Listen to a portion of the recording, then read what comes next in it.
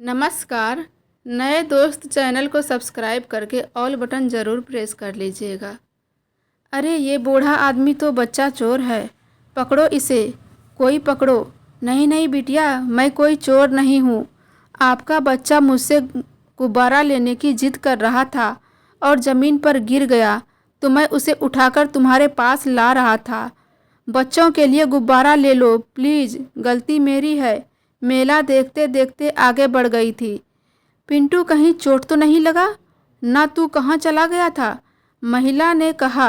हमारी नज़रें थोड़ा इधर उधर हुई नहीं कि तुम लोग बच्चा चुराने आ जाते हो।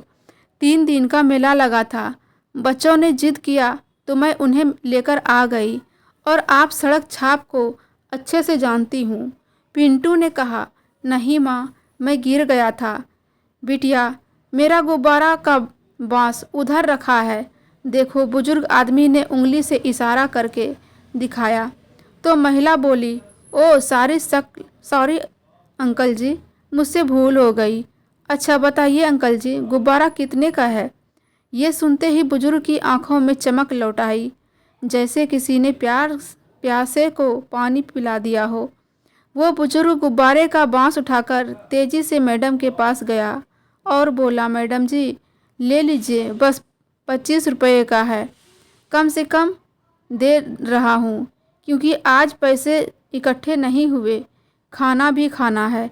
ये कहते हुए बुजुर्ग की आंखों का पानी उस महिला ने देख लिया और उसने पर्स से 100 का नोट निकालकर आगे बढ़ाया और कहा, अंकल ये पूरा रख लीजिए। लेकिन 100 का नोट देकर बुजुर्ग का आत्मसम्मान जाग उठा। Madam, I am not a beggar, मैं गुब्बारे बेचता हूँ। गुब्बारा ले लीजिए और पैसे दे दीजिए।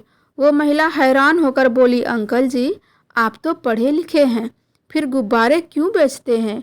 बुजुर्ग ने जवाब में कहा, yes ma'am, I am educated, लेकिन किस्मत का सारा मारा हूँ और फिलहाल सहानुभूति से ज़्यादा पैसे की ज़रूरत है, जो आप दे सकती हैं तो दे दीजिए। महिला ने तुरंत 2 गुब्बारे लिए और 50 रुपये दे करके लेकर आगे चली गई। लेकिन अब वो महिला जितने दिन मेला था, जितने दिन रोज़ आने लगी थी, वो रोज़ गुब्बारे लेती और पैसे देकर निकल जाती। वो बुजुर्ग व्यक्ति भी अब उन्हें पहचान गया था और अब उसे आते देखकर मन प्रसन्न हो उठता था। लेकिन मेला खत्म होने के बाद एक दिन वो महिला वहाँ नहीं आई। वो बुजुर्ग बार बार उनकी राह देखता रहता, क्योंकि उस महिला ने के दिए पैसे उनके लिए बड़ा सहारा थे। जब कोई आमदनी नहीं होती तो इस महिला के द्वारा बिक्री होना इस छोटी सी आमदनी का बड़ा जरिया बन चुकी थी। आज भी वो आस लगाए उसका रास्ता देख रहा था, लेकिन वो नहीं आई। कई दिन तक ऐसा ही चलता रहा और वो नहीं आई। अब बुजुर्ग व्यक्ति कोई इस महिला की फिक्र भी हो गई।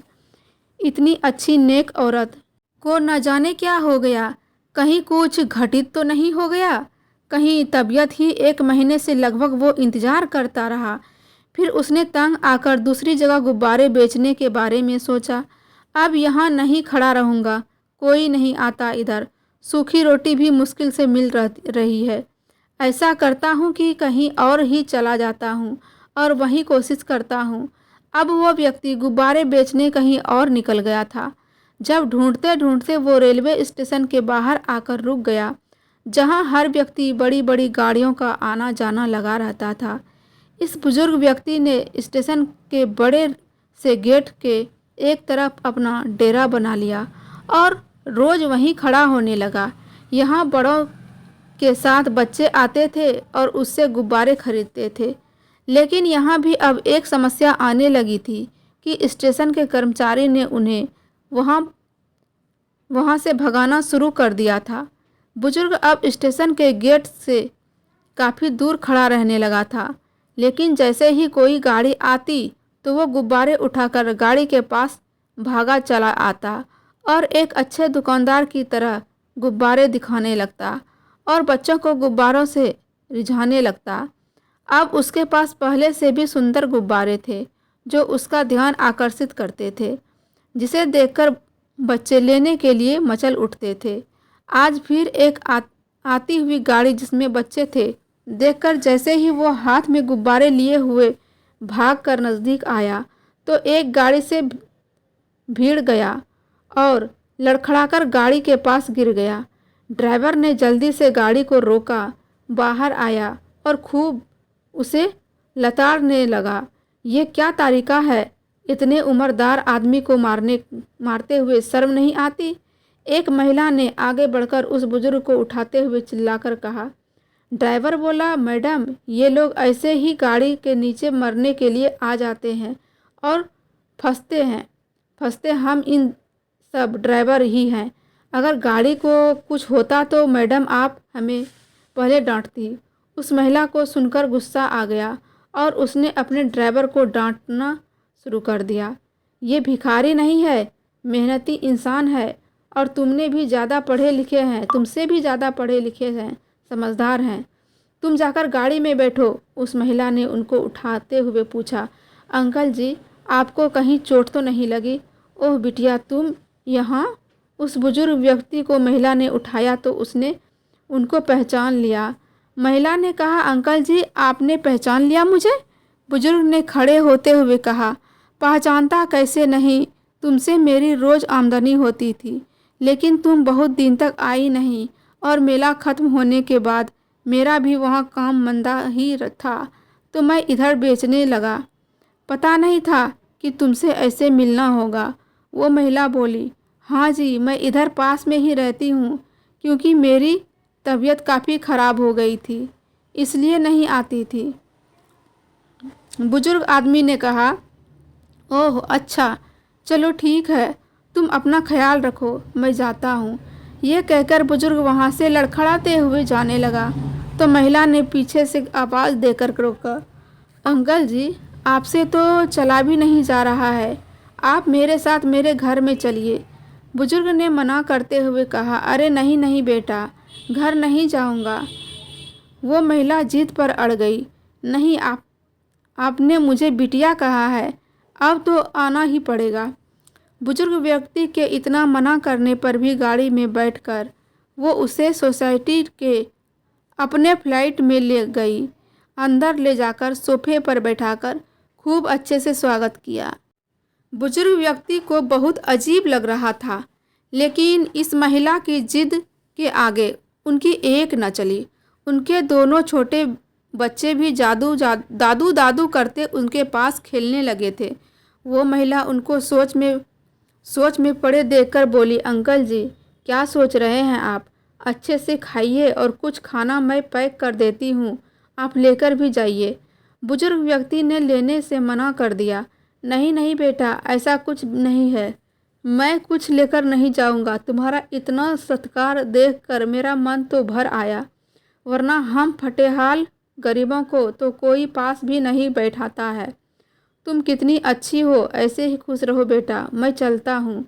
वो महिला बोली, अंकल जी, बुरा न माने तो एक बात पूछूं, आपके परिवार में कोई बेटा या बेटी कोई तो होगी ना? आपको खुद इस उम्र में इतना काम करके अपना और पत्नी का पेट भरना पड़ता है, ऐसे में तो बेटा साथ होना चाहिए था। इस बात को सुनकर बुजुर्ग व्यक्ति के आंसू निकल पड़े और वो अपने को रोक नहीं सका। बुजुर्ग व्यक्ति ने आंसू पोंछते हुए कहा, बेटा, मेरा भी परिवार है, जिसमें बेटी है, बेटा है, दोनों के अपने घर भी हैं, लेकिन किसी से भी माँ बाप को संभाला नहीं गया। वो महिला सुनकर हैरान थी। संभाला नहीं गया? ऐसा क्यों अंकल जी? बुजुर्ग ने फिर कहा, बस बेटा छोड़ो, अब मैं निकलता हूँ, घर जाना है, मेरी बूढ़ी बीबी इंतज़ार कर रही होगी। महिला तुरंत बोली, चलिए मैं आपको घर छोड़ देती हूँ। वो महिला बुजुर्ग के लाख मना करने पर भी उनको कार में बैठाकर चली गई। रास्ते में उसने उनकी कहानी पूछी, अंकल, मेरा नाम आरती है, आप अपने बारे में बताइए ना। सुनकर बुजुर्ग व्यक्ति ने कहा, बेटा, मेरा नाम राघव है, मेरा भी एक समय खुशहाल परिवार था, मैं पढ़ा लिखा था और अपना बिजनेस करता था, जीवन भर मेहनत करता रहा और खूब कमाया, जिससे बच्चों को उच्च शिक्षा दिलवाई और उन्हें उनके पैरों पर खड़ा किया। बेटी की अच्छे परिवार में शादी कर दी और बेटे की शादी करके भी बहू ले आए। बेटे को तब तक बिजनेस में लगा रखा था, लेकिन बहू के आते ही वो बिजनेस से पीछा छुड़ाने लगा। घर में पड़ा रहता, दोनों बाहर घूमते और खूब पैसा बहाते, लेकिन कमाने के नाम पर बेटा कदम पीछे हटा लेता। मैं अकेला ही संभालता रहा। किस्मत का पहिया भी घूम गया और मेरा बुरा समय शुरू हो गया। मेरे कपड़े भी दुकान की थी। दिवाली की रात पटाखे आतिशबाजी से आग की लपटें मेरे दुकान के अंदर पहुंच गई और जब सुबह मैं दुकान पहुंचा तब तक सब कुछ जलकर स्वाहा हो चुका था। बिजनेस में मेरी बुरी तरह से घाटा हुआ। बेटे ने बिजनेस में घाटा होते देखकर बहू के कहने पर नौकरी कर ली और तनख्वाह भी अच्छी पाने लगा। बेटे से घर खर्च उठाने को कहा तो उसने उल्टे मुझे बातें सुनाई। बोला, मेरी भी तो घर गृहस्थी है, आपका घर चलाऊंगा तो भविष्य के लिए क्या रखूंगा। दिन भर हमें बहू अपनी 2 रोटी के ताने दिया करती थी। एक पिता का हक इतना भी नहीं होता कि वो अपनी औलाद की कमाई से 2 रोटी चैन की खा ले।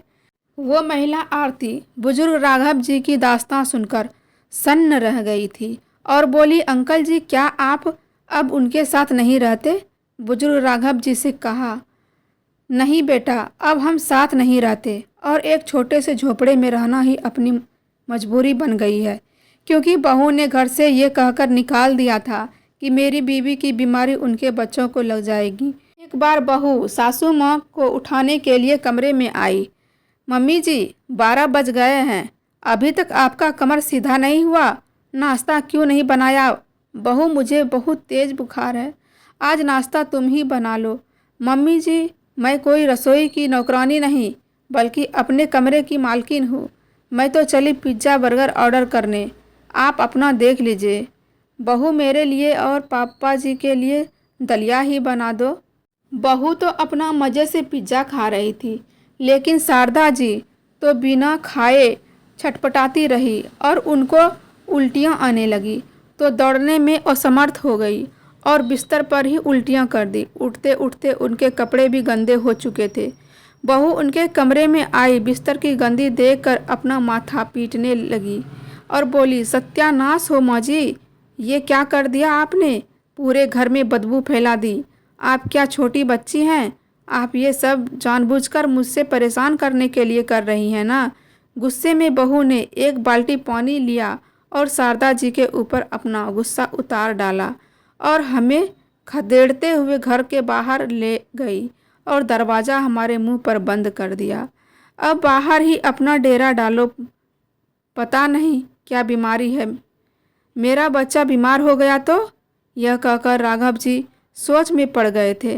राघव शायद बीते दिन याद करने लगे थे। आरती ने कार चलाते हुए फिर से पूछा, क्या कोई आपको देखने या आपसे मिलने नहीं आता। बुजुर्ग राघव जी ने अपने आंसू पोंछते हुए कहा, नहीं बेटा, जब से हमें घर से बाहर फेंका गया तब से किसी ने हमारी सुध नहीं ली। फिर हम भी आत्मसम्मान के कारण लौट कर नहीं गए। ऐसी आदत से तो न होना अच्छा, जिसे माता पिता ही भारी लगने लगे। अचानक राघव ने कहा, बेटा बस यही उतार दो, आगे गाड़ी नहीं जाएगी। आरती ने तुरंत ब्रेक लगाकर और उतारने के बाद राघव के पीछे पीछे झोपड़े तक चली गई, जिनका राघव जी को पता ही नहीं चला। बुजुर्ग राघव जी ने जाकर गुब्बारे वाला बांस दीवार के सहारे खड़ा किया और पत्नी के पास जाकर बैठ गया। शारदा, उठो, देखो खाना लाया हूँ। जर्जर हालत में बिस्तर पर सोती हुई बूढ़ी औरत ने धीरे से आंखें खोली तो बोली, आप इस उम्र मेरे लिए कितनी मेहनत करते हो। तुम पहले खाना खा लो और फिर दवाई भी। इसके बाद दोनों एक साथ खाना खाने लगे। आज बहुत दिनों बाद घर जैसा स्वाद आ रहा है खाने में। हाँ, तुम सही कह रही हो। बाहर खड़ी आरती ने झोपड़ी में इधर उधर निगाह से देखा कि सब सामान टूटा फूटा था और सही सलामत हालात में नहीं था। जिस पर वो और लेटी हुई थी। एक फटी हुई दरी नीचे सोने के लिए बिछी हुई थी, जिस पर वो बुजुर्ग सोते होंगे। ये सब देखकर आरती का दिल सब पसीज गया और उसके आंखों में आंसू भर आए। बस 2 वक्त की रोटी के लिए ही ये लोग जी रहे हैं, बाकी कुछ और तो इसके जीवन में नहीं है। न जाने बच्चे हैं और ना ही कोई सुख साधन है, जबकि इतने पढ़े लिखे हैं दोनों। आरती ने तभी मन ही मन ठान लिया है, मैं इनके बच्चों को सबक सिखाकर रहूँगी। आरती ये सब सोचकर अचानक अंदर दाखिल हुई और बोली, अंकल जी, कल आप मेरे घर आना, मुझे कल आपसे मिलना है। अभी तो मैं जा रही हूँ। बुजुर्ग राघव जी उसे अचानक अंदर लेकर सकपका गए थे और अपनी टूटी फूटी झोपड़ी के कारण उनके सामने लज्जित महसूस कर रहे थे। आरती कहकर चली गई थी। अगले दिन बुजुर्ग राघव जी ने फिर से अपने गुब्बारे वाला बांस बनाकर उठाया और गुब्बारे इस पर सजाकर वहीं स्टेशन के पास पहुंच गए। लेकिन वो आरती से मिलने उनके घर नहीं गए। कुछ देर में आरती ही उनके पास पहुंची। अंकल, आप मुझसे बचने की कोशिश क्यों कर रहे हैं? बुजुर्ग राघव जी ने तुरंत कहा, बेटा ऐसी कोई बात नहीं है, बस मेरा ध्यान नहीं गया। अंकल जी, कल आपने अपने बच्चों के नाम नहीं बताए। मैं आपकी मदद करना चाहती हूँ। अरे बेटा, रहने दो, अब क्या गड़े मुर्दे उखाड़ना। मुझे इतने कोई देखा है, इनसे कोई देखा है, लेना देना नहीं है। तुम्हारी इतनी मदद की है, इतना अच्छा भाव रखती हो, यही बहुत है मेरे लिए। आरती समझ गई कि उन्हें अपने बच्चों से डर लग रहा है और अब किसी परेशानी में पड़ना नहीं पड़ेगा, ये सोच रहे हो आप। आरती ने कहा, अंकल जी, आंटी जी कितनी बीमार रहती थी, ऐसा कहते हुए कि मैं उन्हें हॉस्पिटल ले जाती हूँ, वो बिल्कुल ठीक हो जाएंगी। आप मेरे साथ चलिए। राघव जी ने कहा, नहीं बेटा, तुम्हारा इतना एहसान ही काफ़ी है, मैं खुद ही कर लूँगा। आरती समझ गई थी कि अंकल मदद लेना नहीं चाहते हैं और इनका कारण खर्चा भी है जिससे ये डर रही है। अरे अंकल जी, आप चिंता मत कीजिए, मैं उनको सरकारी हॉस्पिटल ले जाऊंगी। वहाँ कुछ खर्चा नहीं आता है, दवाइयाँ भी वहीं मिलती है। अब राघव जी के पास कहने को कोई बहाना नहीं था। उन्होंने नज़र झुका ली और आती जाती गाड़ियों को देखने लगे। अरे अंकल जी, जल्दी चलिए, नहीं तो डॉक्टर जी नहीं मिलेंगे। इतनी मनुहार पर राघव जी के मुंह से एक शब्द भी नहीं निकला और उन्हें उनके साथ घर जाना पड़ा। आरती राघव जी से ये कहते हुए उनकी पत्नी को बिस्तर से उठाकर कार की तरफ ले गई। अंकल, आप अपने मेहमान के सारे कागज़ रख दीजिए, वहाँ ज़रूरत पड़ेगी। राघव जी ने अपने सभी कागजात साथ लिए और अपनी पत्नी शारदा को उनके साथ लेकर हॉस्पिटल के लिए निकल गए। वहाँ जाकर आरती ने उनको डॉक्टर को दिखाया, इलाज शुरू करवा दिया और फिर उनके बाद घर गई। घर आकर राघव जी की पत्नी शारदा ने कहा, सुनिए जी, इतनी अच्छी है ये बिटिया, हमें अपनों ने तो दुष्कार दिया, लेकिन एक गैर ने अपना बना लिया। कितनी अच्छी है ये बुजुर्ग महिला। इतना बोल शारदा जी ने बिस्तर पर लेटे लेटे आरती के सिर पर हाथ फेर कर कहा, सही कहती हो, बहुत अच्छी है, जाने कौन से कर्मों से ये हमें मिली। ईश्वर को धन्यवाद है। दोनों पति पत्नी खूब खुश हो रहे थे और आज उनके लिए वाकई बहुत बड़ा दिन था।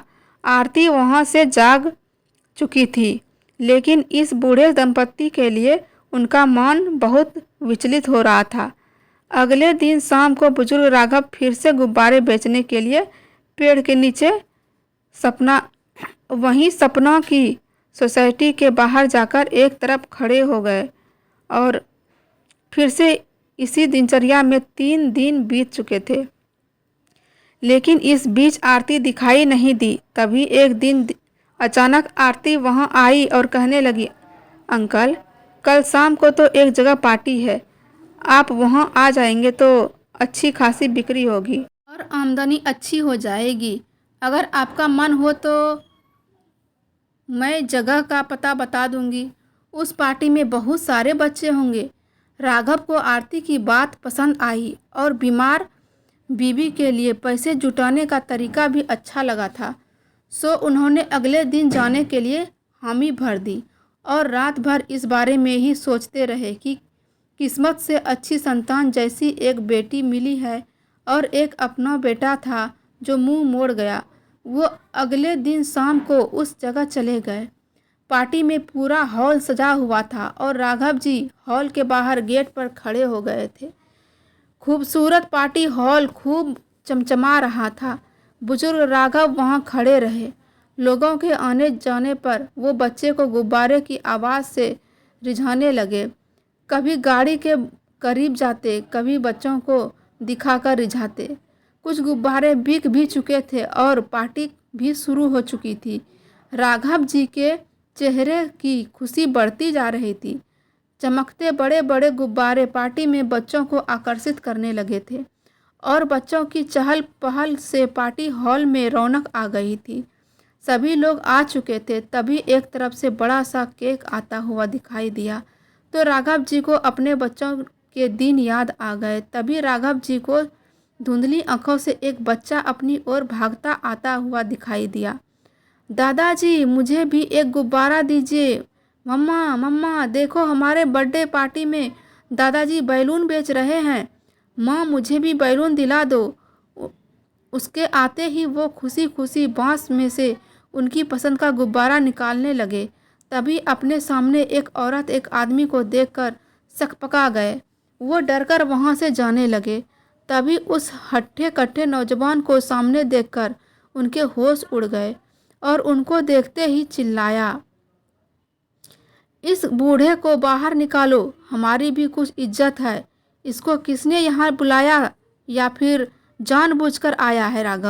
राघव जी ने ये सब सुनकर हैरान थे क्योंकि उन्हें तो पता भी नहीं था कि ये पार्टी किसकी थी। वो तो बस आरती के कहने पर आए थे। राघव जी ये सारी बातें सुनकर आगे चल दिए। तभी पीछे से वो आदमी गेट से सिक्योरिटी को लेकर उसके पास आया। उनकी तरफ इशारा करके कहा, सिक्योरिटी तुमने किस भिखारी को गुब्बारे बेचने हमारी पार्टी में खड़ा हमारा कुछ स्टेटस है कि नहीं? गुब्बारे बेचने वाले को अंदर कैसे आने दिया? राघव ने हाथ जोड़कर कहा, बेटा ऐसा मत बोलो, मैं ही चला जाता हूँ। यहीं रुकिए अंकल जी। अरे ये आवाज़ तो आरती की है। ये सोचते हुए उन्होंने आंसू पोंछते हुए इधर उधर देखा। आरती सीधे चली आ रही थी। अंकल जी आपने क्या सोचा था कि मैं आपको आमदनी के लिए यहाँ भेजा था? वो आदमी हक्का बक्का रह गया था कि ये कौन महिला है। आरती बोली, मैं इस पार्टी हॉल की मैनेजर हूँ और मैंने ही इनको अंदर खड़ा किया था। आपको शर्म नहीं आती?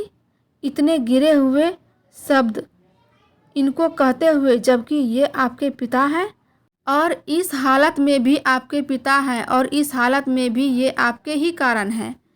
मैं तो समझी कि कम से कम पहचान तो लेंगे, लेकिन आप तो बड़े कमाल की औलाद निकले। वो लड़का तुरंत बोला, ये आपसे किसने कहा कि ये सड़क छाप मेरे पिता हैं? आप हमारी बेइज्जती कर रही हैं। अरे अभी आपका बेटा दादा दादा कहकर चिल्ला रहा था। बच्चे तो हर बूढ़े इंसान को दादा कहते हैं, तो क्या मैं इस भिखारी को अपना पिता कहता फिरूं? अच्छा मैं आपकी शिकायत अभी दूर कर देती हूँ। आरती ने जोर से ताली बजाई और आंखें निकालकर कहा, तुम्हारे नहीं हैं तो फिर किसके हैं? तुम जैसी औलाद को तो पैदा होते ही मार देना चाहिए था। वो आदमी सुनकर बौखला गया और गुस्से में बोला, मैडम मुंह संभाल कर बात कीजिए। 1 करोड़ का फ्लैट लिया है और आप जाने किस गली कूचे से आकर यहाँ मैनेजर बनकर हम पर रौब जमा रही हैं। आप अपना काम कीजिए जाकर और हमारी पार्टी ख़राब मत कीजिए, मेहमान देख रहे हैं। वो आदमी कहकर चुपचाप अपनी पत्नी का हाथ पकड़कर पीछे मुड़ गया तो आरती ने उनका मुंह पकड़कर खींच लिया और कहा, मैं भी गली कूची की नहीं, मैं जहाँ की हूँ वहाँ फ्लैट लेने की औकात ही नहीं तुम्हारी। सबको अपनी ओर देखते हुए राघव जी घबरा गए और कहने लगे, बेटी हाथ जोड़ता हूँ, इसको जाने दो, बेकार सबके सामने यहाँ तमाशा मत बनाओ। ये तो अमीर लोग हैं, मैं इनका पिता नहीं हूँ, ये सच ही कह रहा है। राघव जी के मुंह से ये बातें सुनकर आरती हैरान रह गई। उनके तुरंत अपना पर्स से कुछ पेपर निकाले और उस आदमी की आंखों के आगे कर दिए। राशन कार्ड जिसमें सबकी फ़ोटो लगी थी और भी कई फ़ोटो थे जिसमें वो आदमी था। फ़ोटो देखते ही आदमी के होश उड़ गए। आरती ने आदमी से कहा, अब क्या कहना चाहते हैं तुम्हें? फिर राघव जी ने कहा, अंकल जी आप अभी कुछ मत कहिए, मैं जानती हूँ कि आप डर कर बोल रहे हैं, लेकिन ये कागज़ सब बोलेंगे। अब आरती ने आदमी से कहा, तुम्हारा नाम विक्रम है और ये तुम्हारी पत्नी और ये तुम्हारे पिता।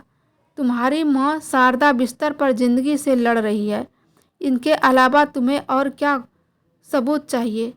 आदमी यानी विक्रम राघव का बेटा ही था, जो आरती के आते ही उन्हें पहचानने से इनकार कर रहा था। विक्रम की पत्नी चिल्लाई, मैडम हमारी ही पार्टी में हमारी ही बेइज्जती कर रही हैं, यहाँ से चले जाओ। विक्रम, आरती ने ज़ोर से कहा, ऐसे नहीं जा सकते। तुम लोग जो इनके साथ किए और इनका पीछा किया वो वापस करो, फिर जाओ। ये जो 1 करोड़ के फ्लैट का घमंड दिखा रहे हैं ना, ये तो इनके ही कारण है। अब विक्रम के पैर जैसे जकड़ गए थे, वो वही खामोश खड़ा हो गया था। राघव जी ने कहा, बेटा इनको जाने दे, छोड़, अब बरसों हो गए हैं, अब क्या मांगूंगा।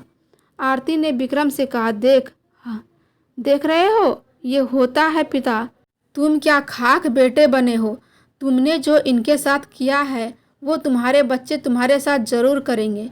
ईश्वर की लाठी में आवाज़ नहीं होती।